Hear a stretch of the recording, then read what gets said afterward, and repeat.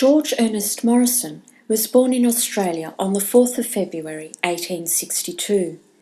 Morrison would grow up in his home state of Victoria, but much of his life until his death on the 30th of May 1920 in England would be spent overseas. Morrison was a man who, even by today's standards, would be considered an adventurer. In 1880, he undertook the first of what would be many lengthy walks, travelling from Geelong along the coast to Adelaide in South Australia, a journey of approximately 1,200 kilometres, a walk that was detailed in a diary and would later be published. Morrison's travels and his recordings of these would bring him celebrity status. The engaging style in which he wrote, telling of easy and pleasant journeys rather than arduous and dangerous expeditions, would certainly have contributed to the popularity of these texts. Despite these travels and some other interruptions to his university studies, Morrison qualified as a medical practitioner in 1887, and while he pursued medicine, he would ultimately return to writing and went on to work in China as a correspondent for the Times. This appointment was made after he had undertaken another great adventure, a spectacular walk of 5,000 kilometres in 1894 across China from Shanghai to Rangoon. This situates Morrison in a unique space as both a tourist in and as an interpreter of China. Morrison's timing also greatly influenced him as a man, journalist and collector. His work in China coincided with major historical events, including the Boxer Rebellion in Peking in 1900, the Russo-Japanese War of 1905, and other international happenings. In 1912, Morrison resigned from his post with the Times to become a political advisor to the president of the new Chinese Republic. Amidst such professional change, his personal life also underwent a transformation when he married New Zealander Jenny Walk Robin, with whom he had 3 sons. Morrison would continue to be connected to important points on historical timelines, including the Versailles Peace Conference in 1919, just the year before his death, which he attended as a member of the Chinese delegation. The State Library of New South Wales is the custodian of the George E. Morrison collection, the Morrison family having entrusted the care of this material to the library in 1946. The core of the collection comprises 238 boxes and volumes of manuscripts, 21 boxes and volumes of photographs, drawings and prints, as well as a box of glass negatives, a miniature and 4 etchings, and 2 boxes of realia which contain over 30 items. These items are supplemented by a series of subject files, of which there are 139 volumes and 6 boxes, accounting for 5.5 linear metres of shelf space, that contain correspondence accompanied by notes, memoranda, news cuttings, printed material, agreements, maps, certificates, and various other documents. The subject files are augmented by the Morrison Miscellanea. This component of the collection is made up of 9 volumes and 6 boxes of textual material and ephemera, including invitations, invoices, visiting cards, receipts, notebooks, tickets, and menus. This miscellanea serves to facilitate an increased comprehension of Morrison and the worlds, from Australia to China and beyond, that he occupied.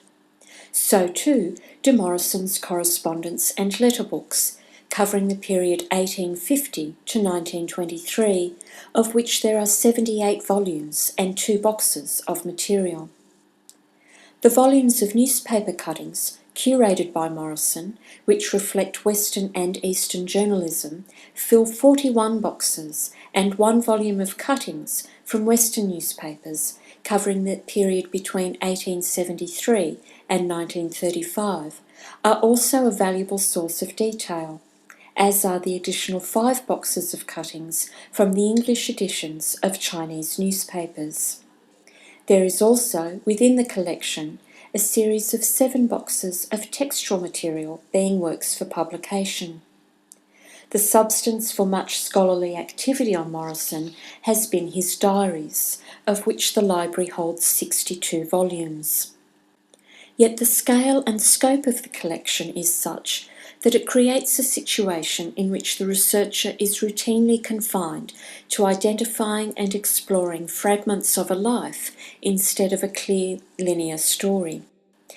The collection has the potential to be segmented, however, with individual stories that are in addition to the central story of Morrison that can be investigated in depth and integrated with other stories in ways that present new ways to appreciate and critically to understand this collection.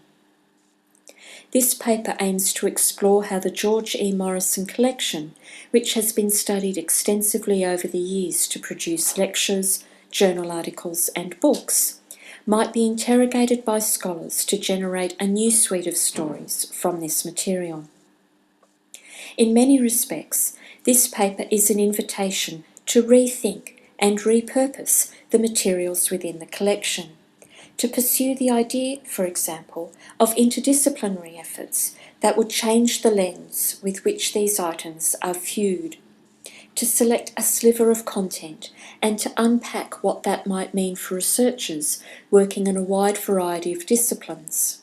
We list here a few of these opportunities. The extensive examples of photography within the collection present opportunities for scholars studying photography. These photographs, some of which you can see as part of this presentation, can also be examined and interpreted through the content they reveal. The collection incorporates diaries of Jenny Walk Morrison, which are filled with insights and observations on what it was like for expatriate women to live in Peking at this time. Such personal documentation provides an outstanding resource for those researching the often silenced voices of women in history. The subject files, miscellanea, and newspaper cuttings contain a rich reservoir of often detailed information for researchers on a wide range of topics relating to Chinese history of the late 19th and early 20th centuries. These files include information which illustrates international relations, ideas and practices of imperialism, the history of trade, as well as the history of specific conflicts. Of course, much of the Morrison story is told through journalism. The collection captures the work of European journalists in China during Morrison's time in the country. This material invites researchers to explore the values held by and the roles played by journalists working in China and how they influenced Western views of the East. One example of particular note of how researchers can look at this collection in new as well as unexpected ways is Melissa Harper's research on bushwalking. Harper has explored Morrison's well-known walks and woven these stories into a broader narrative of walking. This quite specialised topic sees Harper focus on Morrison's own story while simultaneously demonstrating how this story can interact with other histories, thus producing new interpretations and new understandings of Morrison. In many ways, George E. Morrison is a figure that is larger than life. Even in an extraordinary world experiencing change and conflict, Morrison often stands out as a giant against current events and his contemporaries. Such a commanding personality is fantastic fodder for fiction. Author Linda Javen has turned to the collection for her creative works, novels set in China which include A Most Immoral Woman. Such novels demonstrate how the storytelling of Morrison, as well as the abundant people and subject matters co-located with Morrison within the George E. Morrison collection, can be achieved through fact as well as fiction. To conclude, This paper has, briefly, explored the Dr. George E. Morrison collection held at the State Library of New South Wales. A vast set of materials offering a range of opportunities for researchers from various disciplines from around the world, looking at the power of communication between East and West in the late 19th and early 20th centuries, as well as the broader world during this period of change and conflict. Our formal paper goes into more detail and also provides an exploration of power and how power in Australian-Chinese relations has been repositioned by subsequent key Australian figures visiting China, including former Prime Ministers Gough Whitlam and Kevin Rudd.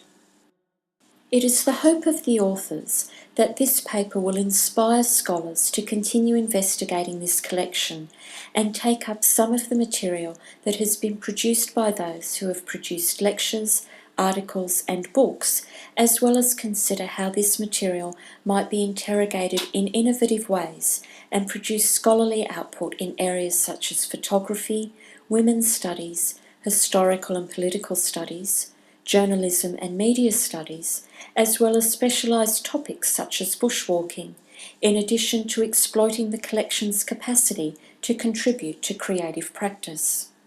Storytelling is an essential element of the practice of libraries and the researchers who work with the holdings of these institutions. It is not sufficient to simply store these stories. We must work across disciplines and across professions to bring these stories to life.